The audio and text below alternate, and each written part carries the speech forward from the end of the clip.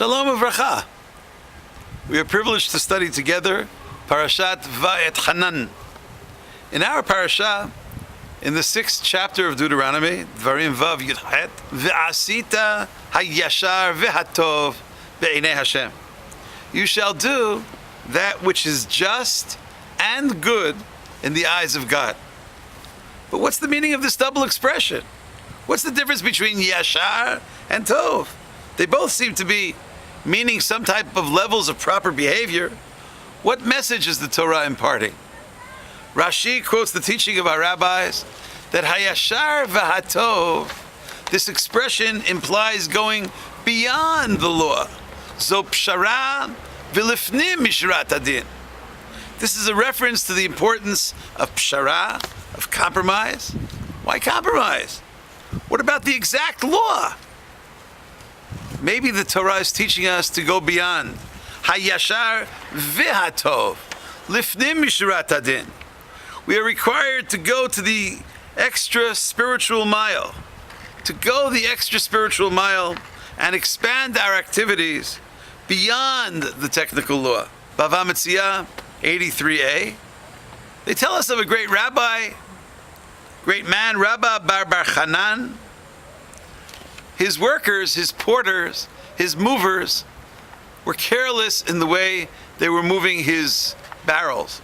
He had an expensive barrel of wine, and the movers working for him, through negligent behavior, broke an entire barrel of expensive wine. Wine was very expensive, and the workers were careless. Rabbi Bar Chanan, in payment for their damage, took away their jackets, being equal approximately to the cost of the damage. The movers went to protest. They went to Rav. And Rav said to Rabba, Havlu glimayu, give them back their clothes, give them back their cloaks, give their jackets back to them.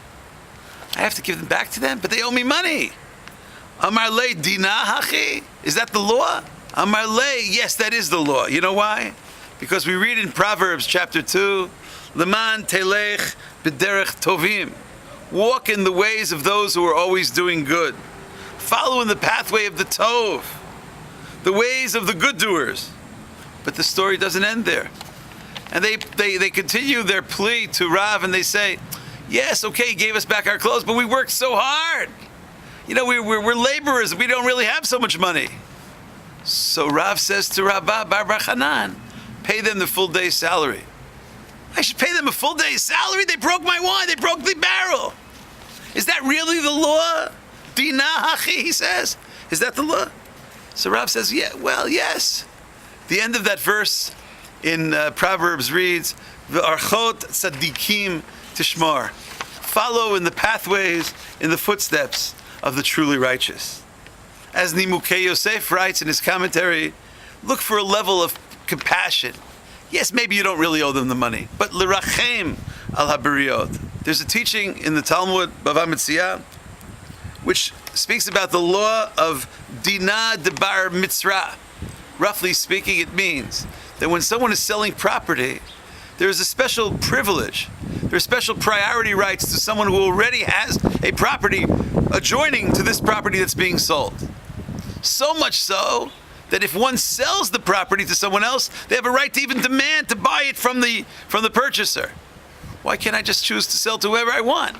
We have to have compassion, because the person who already has a property nearby, it's so meaningful to them. It adds so much to their property rights if they could buy something which is right near that which is already existent. You know, we read our parasha on the Shabbat after Tisha B'Av, the Shabbat after the observance of the commemoration of the destruction of Yerushalayim. Bava Metzia 30b teaches, Amar Rabbi Yochanan, Lo charva Yerushalayim el al shadanu ba dinei Torah. Jerusalem was destroyed, suggests Rabbi Yochanan, for they upheld the laws of the Torah. An amazing statement. What a puzzling and perplexing teaching. They kept the laws of the Torah, that's why Yerushalayim was destroyed. Understands the Gemara, yes, they only kept the law, but lo avadu lifnim mishurat adin. They didn't go beyond the law. That's the downfall of the temple. That's the downfall of Jerusalem. That's the downfall of Israel. Our verse in our parsha reads, "Va'asita hayashar v'atov b'einei Hashem l'ma'an yitav la chuvata v'yerashta et ha'aretz hatova." Doing yashar and tov, going beyond the law, is connected to our right and privilege of this holy land. In the land of God, we are charged, in even special levels, to go beyond. We are charged to be godlike. We don't want God to be so exact in judging us. We would love God to go beyond the letter of the law. So too in our dealings with others. May we demonstrate great levels of yashar v'tov, compassion for each other, thereby rebuilding this holy city of Yerushalayim, rebuilding the land of Israel, perfecting the Jewish world, and perfecting the world at large. Thank you so much for listening. Shalom.